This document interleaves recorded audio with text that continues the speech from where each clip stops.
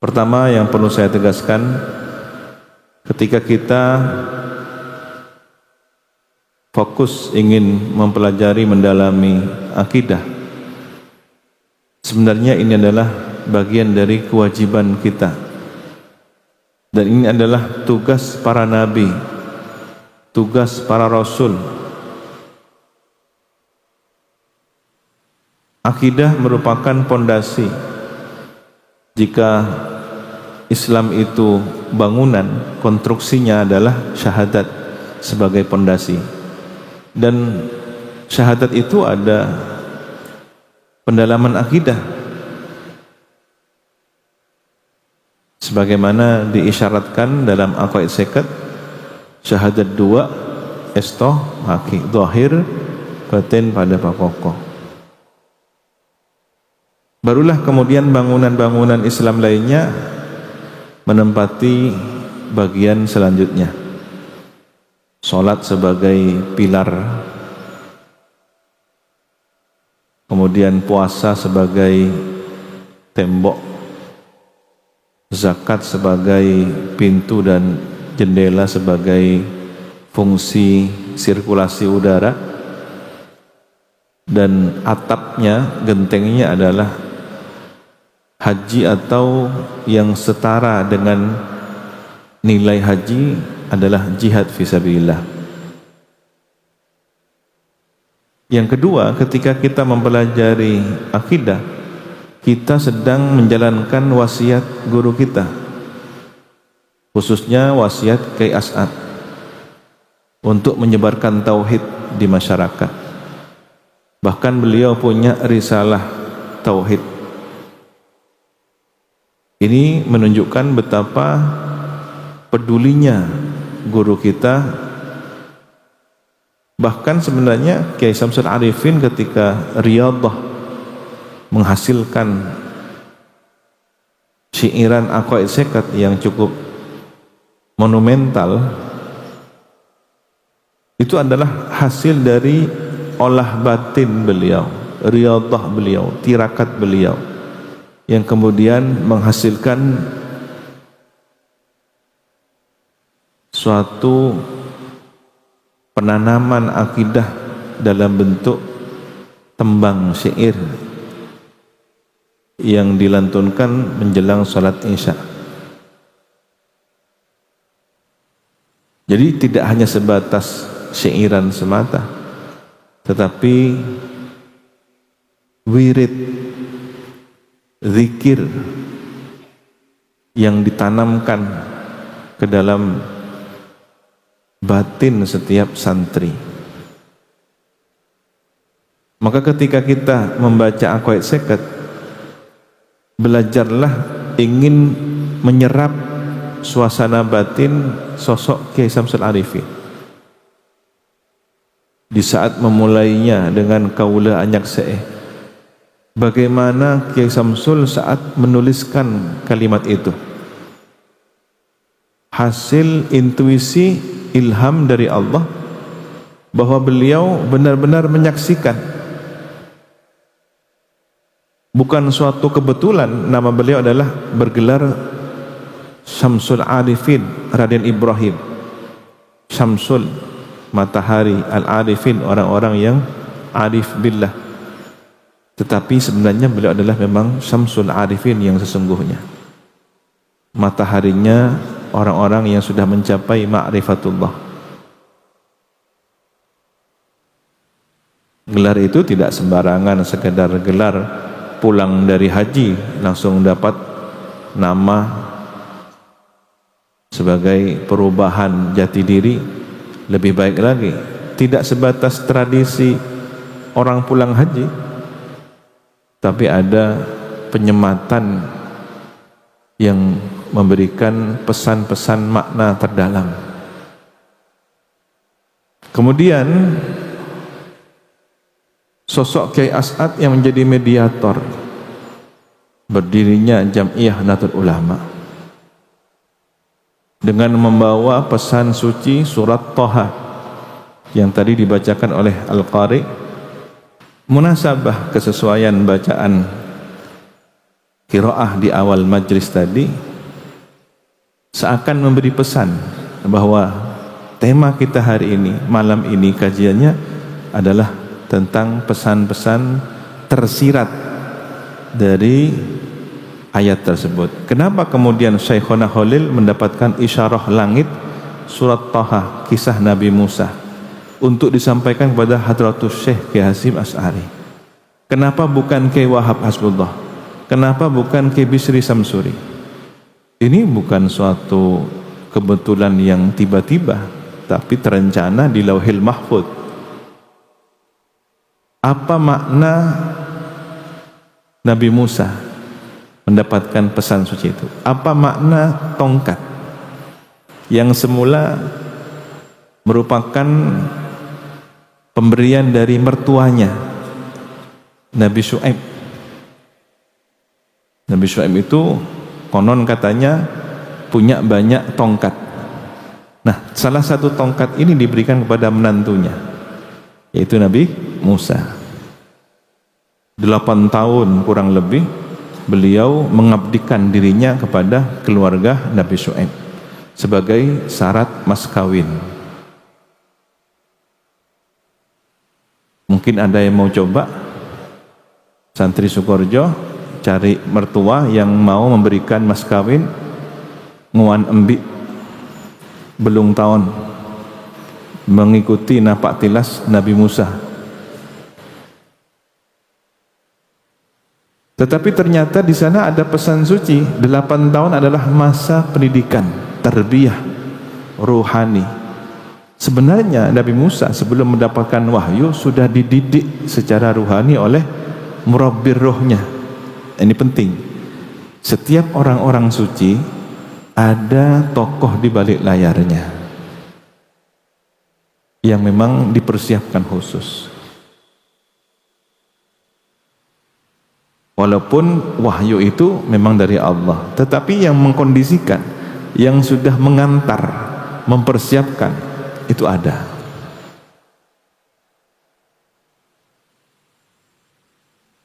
Memang tidak semua, tetapi pada umumnya para insan yang suci itu ada tokoh-tokoh pembimbing yang telah mempersiapkan, ikut serta mempersiapkan ruhaninya, yang dalam ilmu thariqah disebut dengan mursyid, atau dalam ilmu tarbiyah disebut dengan murabbi. Nabi Musa ini adalah sosok yang mewakili seluruh orang-orang yang mendapatkan petunjuk langit. Nah, statusnya sebagai nabi dan rasul ini hanya bisa terwakili oleh para ulama ar-rasikhuna, ulama al-amilun, ulama yang memiliki karakteristik khasyah billah. Itulah mengapa kemudian jatuhnya petunjuk kepada Hadratus Syekh Kiai Hasyim Asy'ari, pemegang tongkat.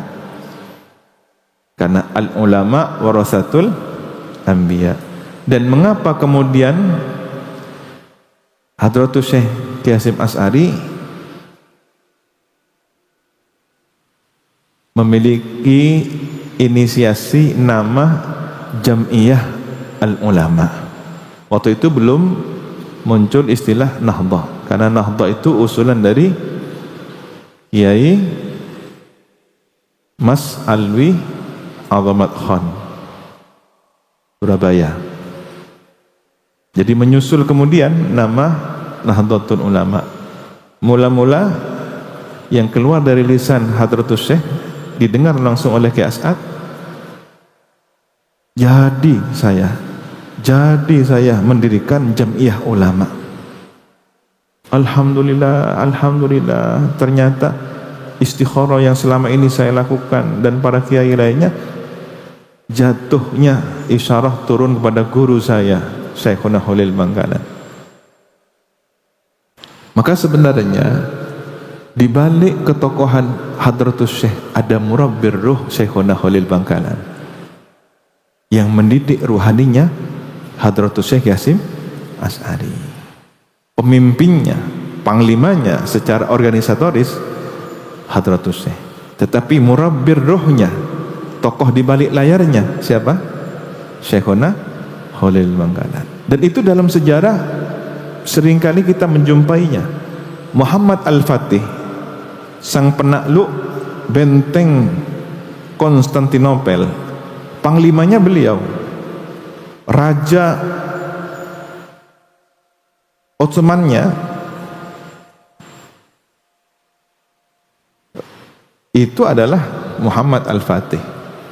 Tetapi guru thariqahnya, guru mursyid murabbir ruhnya siapa? Ada seorang ulama yang telah mendidik Muhammad Al-Fatih sejak kecil, yang telah menanamkan hadis tentang futuhat Eropa. Jadi Satuftah Konstantinia akan ditaklukkan Konstantinopel. Itulah sebaik-baik panglima dan pasukannya sebaik-baik pasukan. Kenapa saya cerita Konstantinopel? Karena nanti ada hubungannya dengan NU, ada hubungannya dengan Ahlus Sunnah wal Jamaah. Kembali kepada isyarah tentang surat Thaha. Nabi Musa adalah sosok simbol yang mendapatkan tugas suci itu. Nah, turunannya adalah al-ulama warasatul anbiya. Sosok Hadratus Syekh Hasyim Asy'ari mewakili sosok karakteristik Nabi Musa yang tegas syariat, paham aturan agama, faqih, bukan hanya sufi. Nabi Musa itu adalah mutasyarri', tokoh syariat. Beda dengan Nabi Khidir yang lebih menunjukkan kesufiannya.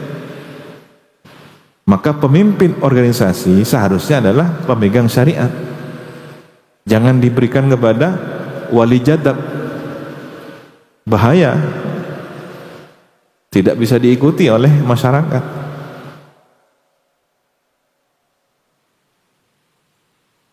Nah, Syekhona Khalil Al-Bangkalani ini ada jadabnya.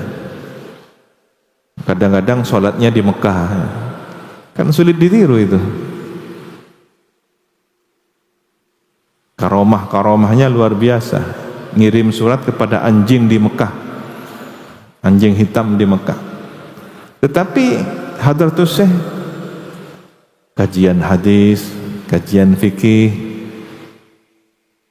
fatwa-fatwanya, karya tulisnya.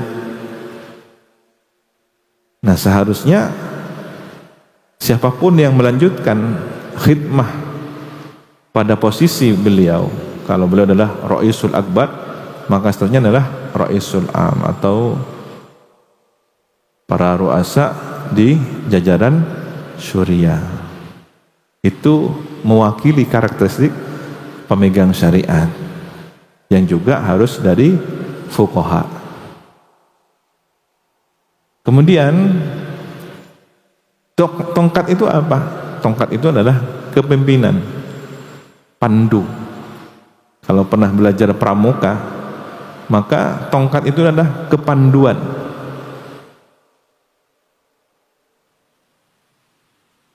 Fungsinya untuk memandu.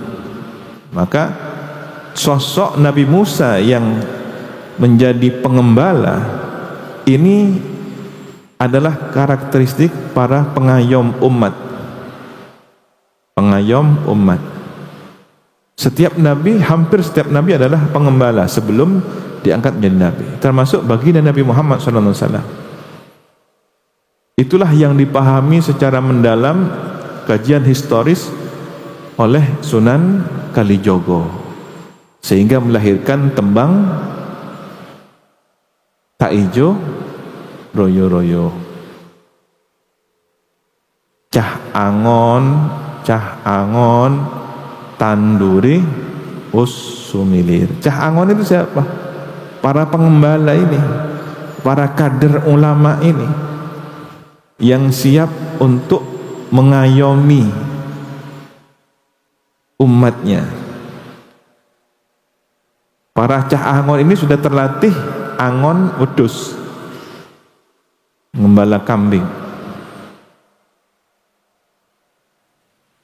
Dan kambing itu karakter binatang yang manut, yang nurut. Beda dengan unta, beda dengan binatang lainnya. Lebih disiplin, lebih jinak, lebih tersistem kambing. Orang Mekah itu pengembala kambing, Najd itu pengembala unta. Makanya karakteristik orang Hijaz lembut-lembut, nurut-nurut, tapi karakter orang Najd itu keras-keras, termasuk turunannya ke bawah. Nah, ini nanti ada hubungannya dengan NU juga kan. Begitu. Kemudian sekali waktu tongkat Nabi Musa ini berubah menjadi ular.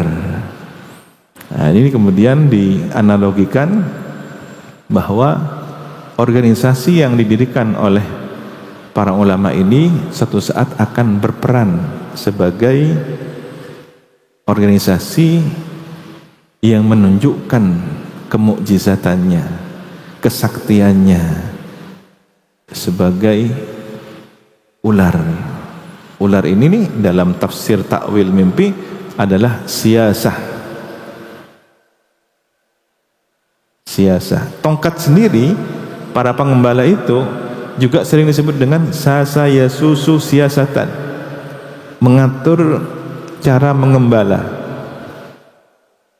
Maka siasah adalah cara mengatur untuk sosial kehidupan masyarakat. Dan salah satu fungsi dari tongkat itu adalah apa? Ma'aribu ukhra, yang dipahami oleh para kiai. Ini juga organisasi NU tidak boleh melupakan ekonomi, karena tongkat yang digunakan Nabi Musa sekali waktu adalah untuk mengambil dedaunan agar ternaknya bisa menggapainya. Berarti organisasi ini juga harus memiliki peran-peran ekonomi. Tadi sudah dimulai muqaddimahnya oleh Ustadz Wahid bahwa sebelum NU lahir sudah ada taswirul afkar, yang itu merupakan simbol dari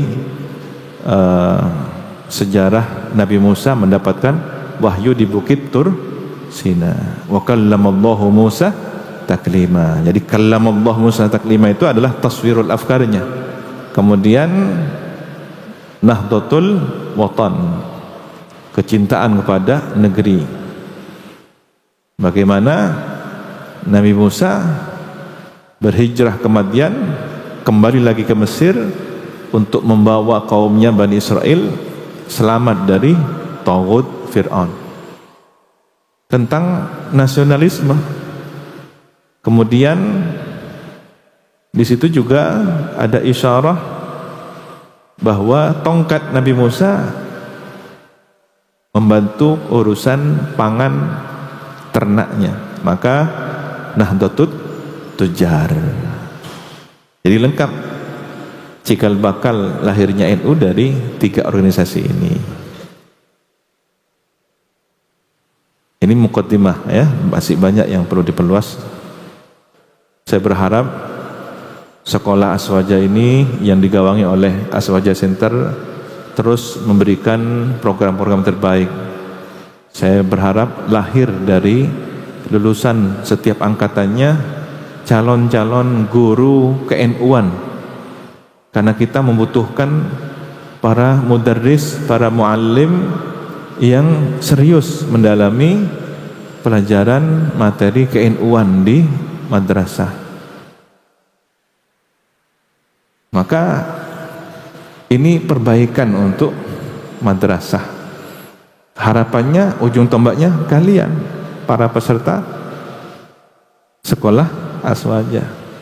Selain itu bekal kalian sendiri.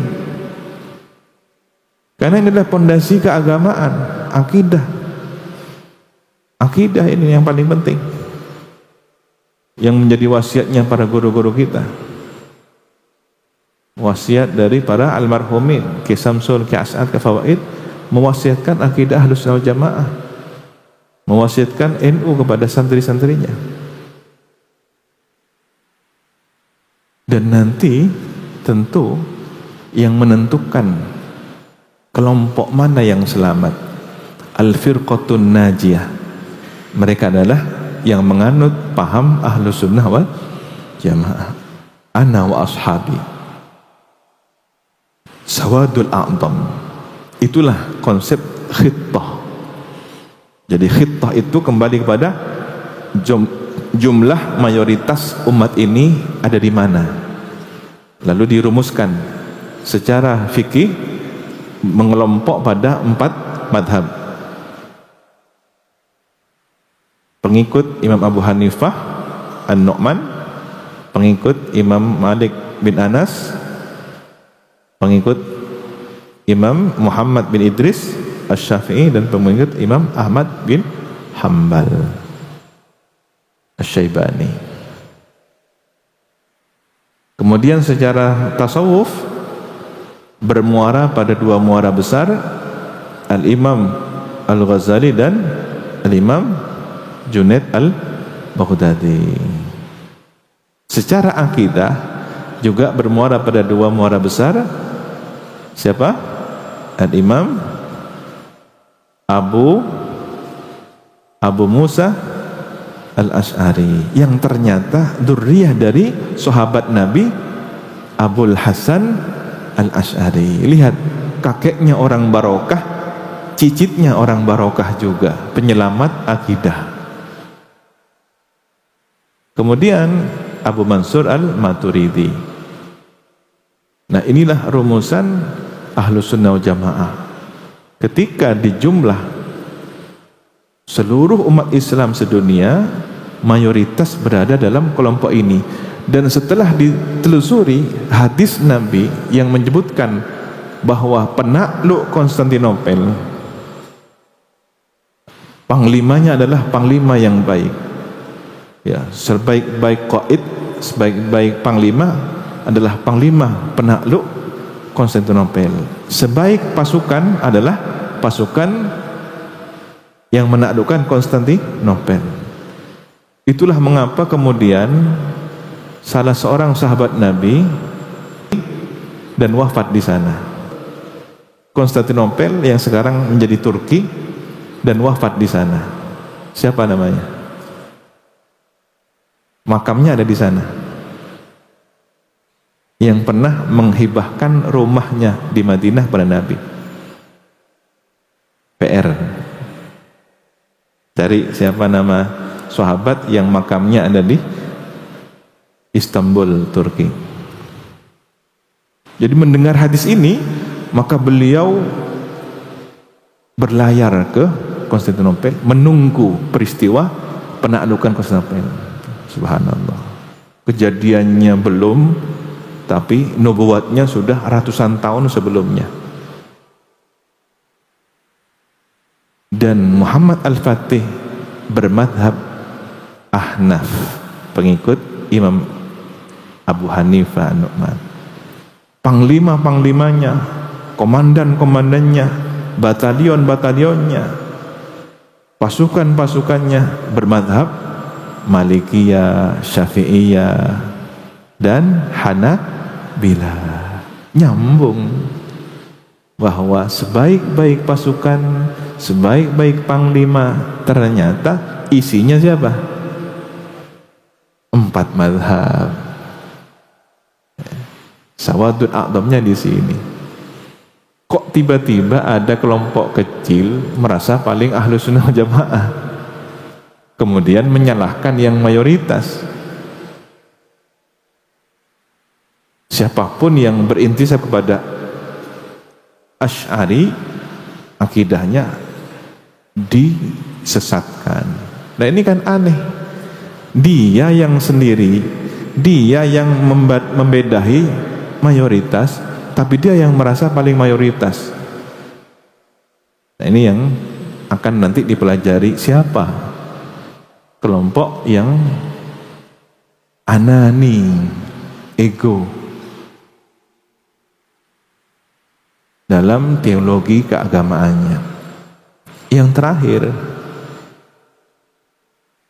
perlu dicatat baik-baik, ada orang yang secara syariat itu baik syariatnya, anti riba, anti khamr, anti zina, anti luar biasa, sholat tahajudnya rajin, Qur'annya bagus, menjalankan sunnah, pakaiannya sangat sunnah, jenggotnya sangat sunnah, semuanya sangat sunnah. Tapi mohon maaf, pandai-pandainya iblis, pandai-pandainya setan melobangi pondasinya. Apa yang diserang? Akidahnya yang diserang. Maka sholatnya dibiarkan rajin, ya, semangat taklimnya, kumpul-kumpul majelisan, halaqah, wara, tidak mau uang riba, bisnisnya halal, travelnya halal, karena suka naik sepeda gede, moge syariat, ya. Tapi yang bolong apanya? Akidahnya kena. Setan biarkan kamu baik-baik saja, biarkan kamu jenggotnya panjang, biarkan kamu sholatnya paling sahdu bacaannya, paling khusyuk sudah. Kenapa? Karena pondasinya sudah kena. Nah, sebaliknya, yang sudah ahlus sunnah wal jamaah ini, yang sudah ada dalam rangkuman sawadul a'dham, yang sudah mendapatkan predikat sebagai ahlus sunnah wal jamaah, al-firqatun najiyah, akidahnya baik, setan tidak membiarkan. Dibuat males mutola'ah, dianggap cukup mondok ambil barokah saja, tidak perlu rajin-rajin belajar, yang penting barokah. Akhirnya akidahnya dilemahkan di sini. Akhirnya pulang, yang penting saya NU, yang penting saya pernah mondok di Sukoharjo. Tetapi urusan riba, mabuk PC, ya, urusan narkoba kena juga, urusan macam-macam. Kenapa? Karena dicari cara-cara lain yang bisa merusak amalnya. Akidahnya sudah tidak dikena, akidahnya sudah selamat, tapi pintu-pintu lainnya dimasuki. Na'udzubillahi min dzalik. Maka jadilah kalian kader ahlus sunnah jamaah yang juga wara, yang juga selamat, iffatun nafsi. Jangan menjadi orang yang mukhatir, pemabuk, jangan menjadi orang yang pemalas, jangan menjadi orang yang ribawi, jangan menjadi orang. Alhasil harus belajar kafah dalam beragama itu. Kenapa tetangga sesama tetangga akur, hidupnya damai?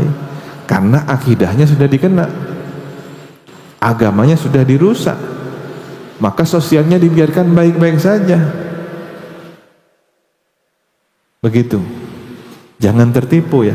Loh, orang non muslim kok akhlaknya baik ya, orang non muslim kok jujur ya. Ya memang dibiarkan oleh setan, karena sudah pondasi akidahnya dikena. Tapi umat Islam karena imannya tidak dikena, maka dirusaklah yang lainnya. Dibuat malas sholat, dibuat malas ngaji Quran, dibuat malas untuk menjalankan syariat dengan baik. Cara-cara itu yang kemudian merusak. Mudah-mudahan kita senantiasa dijaga oleh Allah Subhanahu wa taala. Closing sebagai penutup, belajarlah kajian ke-NU-an Ahlus Sunnah Jamaah atas dasar pondasi agama, karena ini adalah ibadah i'tiqadiyah. Ibadah i'tiqadiyah yang pahalanya sepanjang hayat. Setiap nafas kita akan bernilai pahala selama kita berakidah yang selamat. Nafasnya kita ini sudah menjadi ibadah. Kenapa? Karena membersamai keyakinan i'tiqad yang benar. Itulah ibadah yang paling lama. Ibadah yang tidak ada takbiratul ihramnya, tidak ada salamnya. Ibadah i'tiqadiyah sepanjang hayat. Tidak ada istirahatnya. Jangan pernah istirahat dari iman. Jangan pernah istirahat dari yakin kepada Rasul. Jangan pernah istirahat yakin kepada hari kiamat. Tidak ada istirahatnya sepanjang hayat. Bahkan ketika mati dan hidup kembali, kita akan membawa akidah ini, alaiha nahya wa alaiha namut wa inna insyaallah biha nub'atsu minal aminin.